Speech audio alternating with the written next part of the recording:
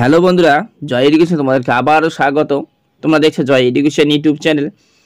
আজকে আমি আলোচনা করতে চলেছি এই ভিডিওতে, সেটি হচ্ছে আপার প্রাইমারি নিয়ে। তো আপার প্রাইমারি তোমরা যদি ক্যান্ডিডেট হয়ে থাকো তাহলে অবশ্যই তোমাদের জন্য একটা এই ভিডিওটি হেল্পফুল হতে চলেছে ইনফরমেশনটি। তো ইতিমধ্যে তোমরা প্রত্যেকে জেনেছো যে আপার প্রাইমারি ফার্স্ট কাউন্সিল ওর থেকে তোমরা কিছু অংশগ্রহণ করেছো, তাদের কিন্তু এখনও জয়েন্ট লেটার দেওয়া হয়নি। তো ফার্স্ট কাউন্সিলের পরে সেকেন্ড কাউন্সিল কবে হবে সেই বিষয়ে কিন্তু আমি এই ভিডিওটি আজকে উপস্থাপন করব।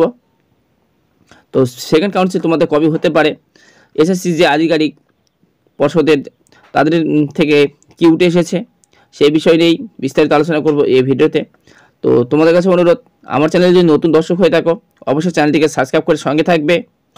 বিস্তারিত আলোচনা করব। তোমরা জানো এই চ্যানেলে সাধারণত আমি জব রিলেটেড আপার থেকে প্রাইমারি শুরু করে প্রাইমারি রিক্রুটমেন্ট প্রত্যেকটি বিষয়ে কিন্তু আমি তথ্যগুলি তোমাদের কাছে প্রোভাইড করতে থাকি এই চ্যানেলের মাধ্যমে। তো অবশ্যই চ্যানেলটি সাবস্ক্রাইব করে সঙ্গে থাকবে। তো চলো দেখে নিই এসএসসি যে আপার প্রাইমারির যে কাউন্সিলিং সংক্রান্ত দ্বিতীয় ফেজের বিষয়টি কী তথ্য উঠে এসেছে। তো উচ্চ প্রাথমিকে শিক্ষক নিয়োগের প্রথম দফা কাউন্সিলিং প্রায় 1 মাস আগে সম্পন্ন হয়েছে। এত সময় পেরিয়ে গেলেও দ্বিতীয় পর্যায়ের যে কাউন্সিলিং শুরু হয়নি। দ্বিতীয় পর্যায়ের কাউন্সিলিং কখন শুরু হবে প্রশ্ন চাকরি প্রার্থীদের। কাউন্সিলিং এর প্রথম রাউন্ডের পরে স্কুল সার্ভিস কমিশন ঘোষণা করেছে যে খুব শীঘ্রই দ্বিতীয় দফা কাউন্সিলিং শুরু হবে।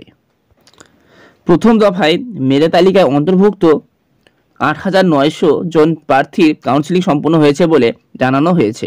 প্রথম কাউন্সিলিংয়ে 1,025 জন প্রার্থী অনুপস্থিত ছিলেন। এছাড়া কাউন্সিলিংয়ে অংশ নিয়েও 94 জন পরীক্ষার্থী স্কুল নির্বাচন করেননি।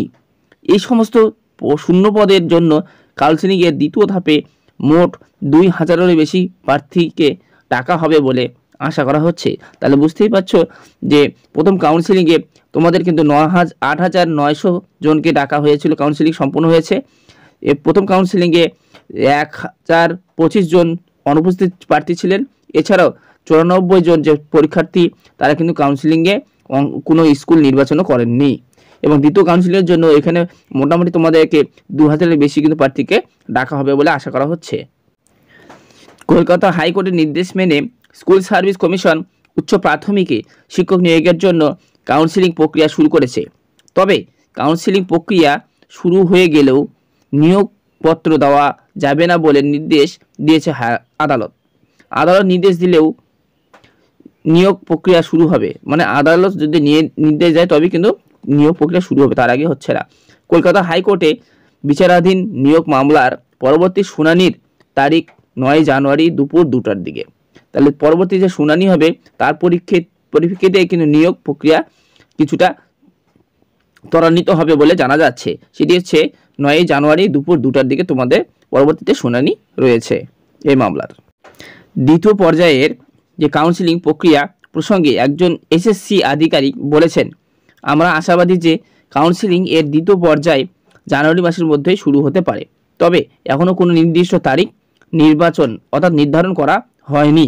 তাহলে এসএসসি আধিকারিকের সূত্রে জানা যাচ্ছে কাউন্সিলিং জানুয়ারি মাসের মধ্যে শুরু হতে পারে, সেটি কিন্তু এখনও বিচারাধীন রয়েছে। তাছাড়াও তোমরা জানো সামনে যে আমাদের 9 তারিখ জানুয়ারি সেই তারিখে কিন্তু আমাদের এই বিষয়ে শুনানি হবে। এছাড়াও নিয়োগ প্রক্রিয়া যে যারা নিয়োগ কবে হতে পারে কাউন্সিলিংয়ে তারা আটকে রয়েছে তাদের নিয়োগ কবে দেওয়া হবে সেটি কিন্তু চূড়ান্ত সিদ্ধান্ত হয়ে যাবে সেই 9 তারিখের উপরে নির্দেশ করে। তো এটি তথ্য ভালো তোমাদের একটা, যে 9 তারিখে কী হচ্ছে সেটির দিকে আমরা তাকিয়ে থাকবো এবং বিশেষ আপডেট কিন্তু আমি তোমাদেরকে এই চ্যানেল দিয়ে থাকবো। অবশ্যই নতুন হয়ে থাকলে চ্যানেলে সাবস্ক্রাইব করে সঙ্গে থাকবে। তো দেখাবে পরের ভিডিওতে আবার এরকম তথ্য নিয়ে, ততক্ষণে ভালো থেকো।